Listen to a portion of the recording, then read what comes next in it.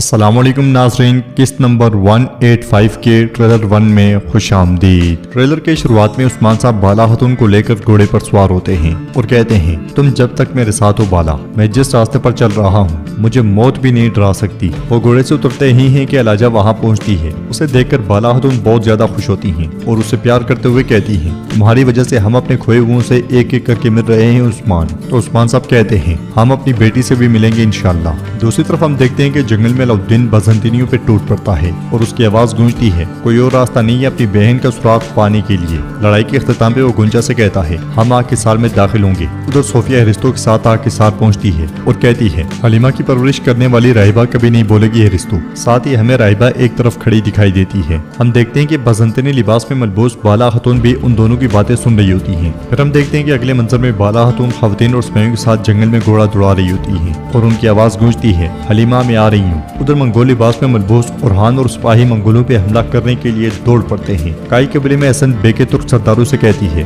میں آپ کے لیے جنگ نہیں بلکہ امن لائی ہوں، کیا آپ سب میرے ساتھ ہیں؟ تو سب سینوں پہ ہاتھ رکھتے ہوئے کہتے ہیں، ہم آپ کے ساتھ ہیں۔ ناظرین، اس کے بعد ہم دیکھتے ہیں کہ جنگل میں سارگون منگول لباس میں ملبوس سپاہیوں پہ ٹوٹ پڑتا ہے اور وہاں پہ ایک زبردست خون ریز لڑائی شروع ہو جاتی ہے۔ دوسری طرف ہم حلیمہ کو بازنطینی حلیہ میں دیکھتے ہیں۔ ادھر ہم دیکھتے ہیں کہ صوفیہ بالا خاتون کے ساتھ موجود راہبہ کو خنجر دے مارتی ہے۔ یہ دیکھ کر بالا خاتون اور حلیفرہ بہت پریشان ہو جاتی ہیں۔ جنگل میں لوگان عثمان صاحب سے کہتا ہے، میں نے خواب دیکھا ہے، تمہاری نسل تباہ ہو جائے گی۔ تو عثمان صاحب کہتے ہیں، گیدڑ کے خواب دیکھنے سے بھیڑیے کی نسل ختم نہیں ہوتی۔ اگلے منظر میں عثمان صاحب سپاہیوں کے ساتھ گھوڑا دوڑا رہے ہوتے ہیں۔ ادھر تکلیف میں کراہتی ہوئی وہ راہبہ بالا خاتون سے کہتی ہے، آپ کی بیٹی کا نام پوئنا ہے۔ یہ سن کر بالا خاتون ہولوفیرا اور گونچا چونک جاتی ہیں۔ ناظرین، اس کے بعد ہم دیکھتے ہیں کہ جنگل میں عثمان صاحب لوگان پہ تابڑ توڑ حملے کر رہے ہوتے ہیں اور اسے زخمی کرتے ہوئے گھٹنوں کے بل لے آتے ہیں۔ پھر تلوار اس کے گلے پہ رکھتے ہوئے کہتے ہیں، میں اس دنیا میں کبھی نہ مٹنے والی انصاف کی مہر تمہارے ماتھے پر ثبت کرنے آیا ہوں۔ عثمان صاحب اسے کھا جانے والی نگاہوں سے دیکھتے ہی چلے جاتے ہیں اور ناظرین، ٹریلر بھی اختتام پذیر ہوتا ہے۔ ایک بڑا راز جو ہے وہ تقریباً بالا خاتون کے سامنے افشا ہو گیا ہے،